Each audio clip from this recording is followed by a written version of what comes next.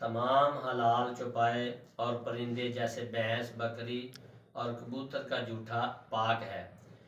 غلاظت میں منہ مارنے والے جانور جیسے گائے، بکری وغیرہ اور پیشاب سونگھنے والا بیل، بھینسا اور بکرا وغیرہ، ان کا جوٹھا تب ناپاک ہے جب وہ غلاظت میں منہ مار رہے، ورنہ پاک ہے۔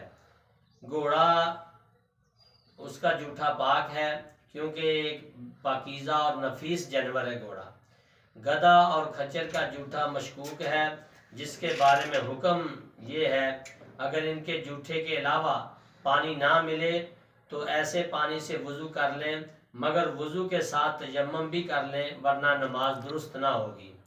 گھر میں رہنے والے، ہر وقت گھر میں آنے جانے والے، برتنوں میں منہ ڈالنے والے، گوشت کے لحاظ سے حرام جانور جیسے بلی، چوہا، سانپ اور چھپکلی، سب کا جوٹھا جو ہے وہ مکروہ ہے۔ تاہم غرباء واسطے یہ رعایت ہے کیونکہ ان سے بچنا مشکل ہوتا ہے، لہذا اگر بلی وغیرہ کے جوٹھے کے علاوہ پانی نہ ملے تو اس سے وضو، غسل جائز ہے۔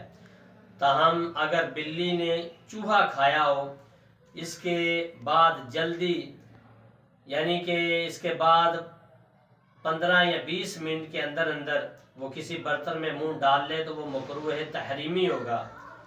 پانی میں رہنے والے جانور جس کا خون بہتا نہیں جیسے مچھلی وغیرہ، اس کا جوٹھا پاک ہے۔ محترم سامعین، غلاظت میں منہ مارنے والی مرغی اور اڑنے والا شکاری پرندہ جیسے شکرا، چیل، کوا وغیرہ، ان کا جوٹھا مکروہ ہے۔ تاہم مجبوری کے لیے رعایت یہ ہے کہ حرام درندے جیسے کتا، بھیڑیا، چیتا، شیر اور ہاتھی وغیرہ کا جوٹھا ناپاک ہے۔ تو خنزیر تو تمام اعضاء کے اعتبار سے بہرحال نجس العین ہے۔ کتے نے مٹکے کو اوپر سے چاٹا ہو تو اس میں موجود پانی ناپاک نہیں ہوگا، پاک ہی رہے گا، اوپر سے مٹکا پلیت ہوگا۔ یہ فقہ کا اصول ہے اور قانون ہے، جس جانور کا چرند پرند وغیرہ کا جوٹھا پاک ہے اس کا پسینہ اور لعاب بھی پاک ہے، اور جس کا جوٹھا مکروہ ہے اس کا پسینہ اور لعاب بھی مکروہ ہے۔ جس کا جوٹھا ناپاک ہے اس کا پسینہ اور لعاب بھی ناپاک ہے، کیونکہ لعاب اور پسینہ دونوں گوشت سے پیدا ہوتے ہیں، اور جنگال کا وہی حکم ہے جو پخانے کا ہے، اور پتے کا وہی حکم ہے جو پیشاب کا ہے۔